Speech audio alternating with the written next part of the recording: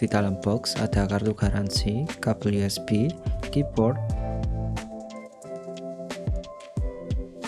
puller, 2 buah switch cadangan, dan strap. Dipegang, keyboard ini cukup berat, lebih berat dari Fan 60 dan hampir sama beratnya sama Keychron yang saya punya. Build kuat dan tidak ada kesan-kesan ringkih. Keyboard ini memiliki 8000 polling rate serta memiliki fungsi swappable.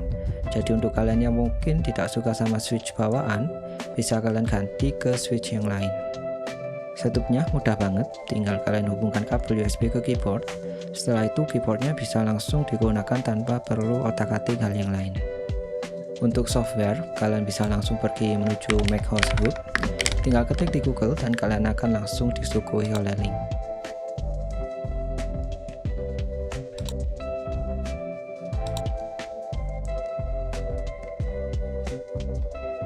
Total ada 6 opsi. Lightning untuk mengatur RGB keyboard,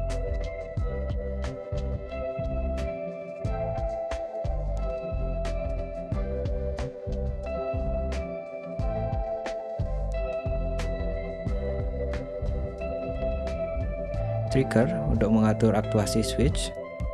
Untuk setting optimal, silakan centang set press release sensitivity separately, lalu atur trigger ke 0.01 dan reset ke 0.10.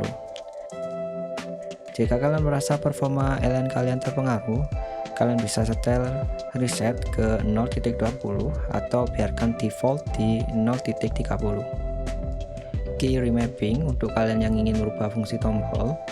Advanced key performance, pastikan untuk merubah polling rate menjadi 8000. Others untuk update firmware. Saat video ini dibuat, firmware terbaru yaitu versi 118.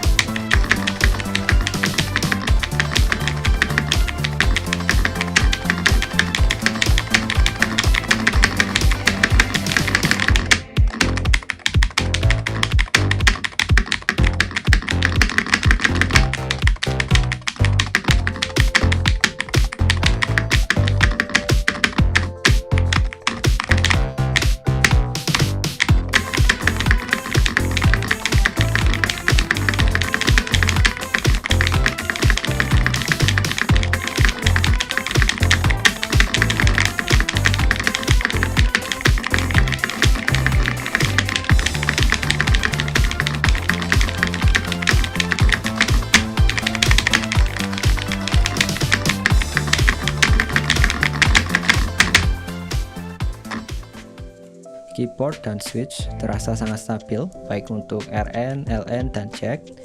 Tidak seperti keyboard rapid trigger yang saya review sebelumnya, saya merasa bahwa penalti stamina-nya tidak terlalu tinggi. Hanya saja yang turun kali ini yaitu performa RN-nya. Untuk keseluruhan performa, mari kita lihat chartnya.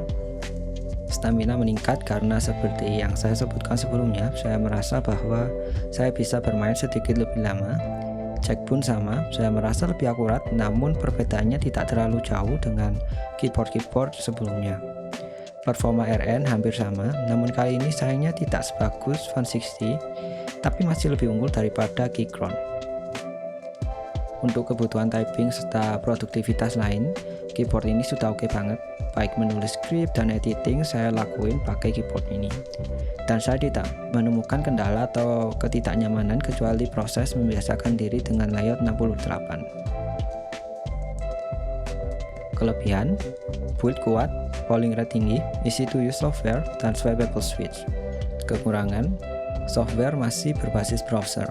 Tapi bagi beberapa dari kalian, termasuk saya, hal ini mungkin termasuk dalam kelebihan, mengingat kita tidak perlu repot menginstal dan mengurangi kapasitas drive komputer kita. Ralat teman-teman, ternyata softwarenya sudah ada. Kalian bisa langsung download di Macos Firmware. Oke. Buat kalian yang mungkin masih pakai keyboard membrane atau mechanical yang kebetulan ingin upgrade, saya bisa menyarankan keyboard ini. Terima kasih semuanya karena sudah menonton. Selanjutnya saya bakal nge-review dua keyboard lain. Jadi buat kalian yang kebetulan sedang mencari keyboard, saya sarankan untuk menunggu sedikit lebih lama karena nanti saya bakal memberitahu kalian mana yang menurut saya paling bagus.